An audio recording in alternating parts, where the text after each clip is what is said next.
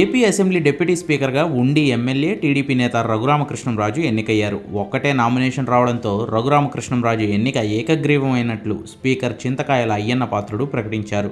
ఆ తర్వాత స్పీకర్ ఆహ్వానం మేరకు రఘురామకృష్ణంరాజు డిప్యూటీ స్పీకర్గా బాధ్యతలను స్వీకరించారు.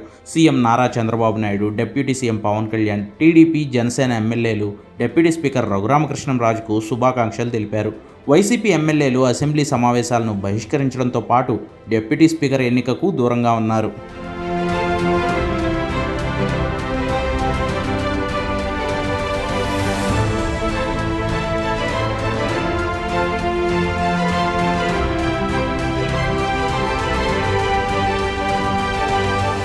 ఇప్పుడు మార్నింగ్ చెప్పా మీకు, ఉప శాసనసభాపతిగా రఘురామరాజు గారు ఎన్నికైన సంగతి మీ అందరికీ తెలుసు.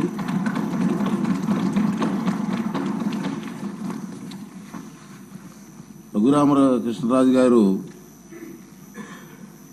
సభాపతిగా ఏకగ్రీవంగా ఎన్నికైనందుకు నాకు అందరికీ కూడా సంతోషమే. నాకు మరీ సంతోషం ఏంటంటే అతనికి మాకు చాలా సంవత్సరాలుగా కలిసి ఉన్నాం, ఫ్రెండ్లీగా, ఇప్పుడు కూడా నవ్విస్తూ ఉండే వ్యక్తి. అటువంటి వ్యక్తి ఇక్కడ డిప్యూటీ స్పీకర్గా రావడం మనందరికీ ఉల్లాసంగా ఉంటుంది. ఇంకా అతను సీట్లో ఉంటే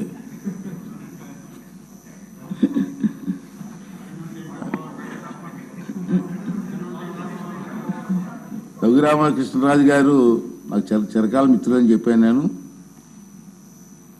రాజుగారు 14th May 1962 నాడు సంవత్సరంలో విజయవాడలోనే జన్మించారు.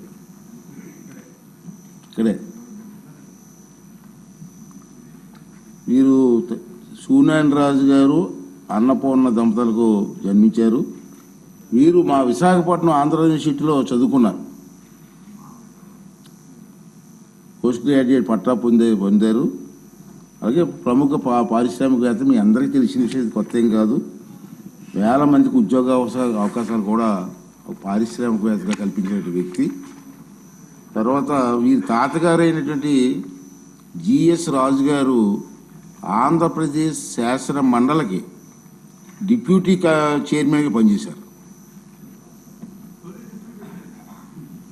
తొలి ఫస్ట్ డిప్యూటీ చైర్మన్గా తాతగారు పనిచేశారు. అంటే కొత్తగా రాజకీయాలు అవి కాదు, ఫస్ట్ నుంచి కూడా. వీరు చాలా ప్రదేశాల్లో, అంటే మేము ఎక్కువ కాలం నుంచి కలిసి ఉంటున్నాం కాబట్టి తెలుసు నాకు, ఈ ప్రాంతం ఆ ప్రాంతంలో లేదు, ఎక్కడ హెల్త్ క్యాంప్స్ కానివ్వండి, బ్లడ్ డొనేషన్ క్యాంప్స్ కానివ్వండి, ఐ క్యాంప్స్ కానివ్వండి, వారి చేతుల మీదకి ఎన్నో కార్యక్రమాలు చేశారు. ఎవరైనా కార్యక్రమాలు చేస్తున్నప్పుడు కూడా వారికి సంబంధం లేకపోయినా అతను ఇన్వాల్వ్ అయ్యి ఆ కార్యక్రమాలు విజయవంతం చేయడం కోసం కూడా ప్రయత్నించే సందర్భాలు నాకు తెలుసు.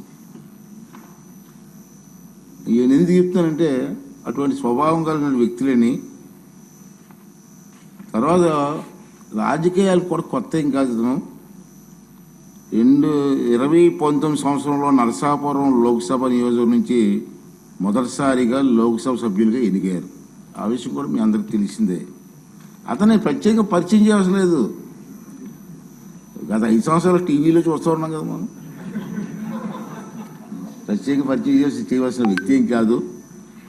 ఈ రాష్ట్రంలో మారుమూల గ్రామాల గురించి అడిగినా రాజుగారి చెప్పే పరిస్థితి ఉంది. అది ఏ ప్రోగ్రాం అండి? రచ్చబండ గారు. రచ్చబండలో కార్యక్రమం ద్వారా బాగా ఫేమస్ అయిపోయారు. తర్వాత వీరు పలు లోక్సభ స్టాండింగ్ కమిటీల్లో సభ్యులుగా ఉన్నారు. 20-24 సంవత్సరాల్లో వీరు ముందు శాసనసభ నియోజకవర్గం నుంచి సభ్యునిగా ఎన్నికయ్యారు. చంద్రబాబు నాయుడు గారి ఆశీస్సులతో మొన్న ఎన్నికలకు గెలవడం జరిగింది. అదేవిధంగా చెప్పాను, రచ్చబండ మరియు ఇతర కార్యక్రమాల ద్వారా సామాన్య ప్రజలకు కూడా బాగా పరిచయమైన వ్యక్తి. అటువంటి వ్యక్తి ఇక్కడ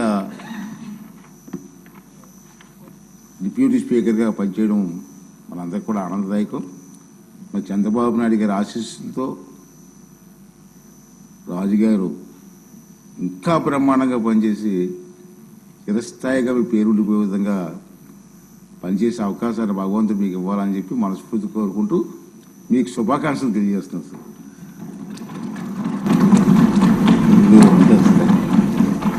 సార్ బాబు గారు, కళ్యాణ్ గారు, మనోహర్ గారు,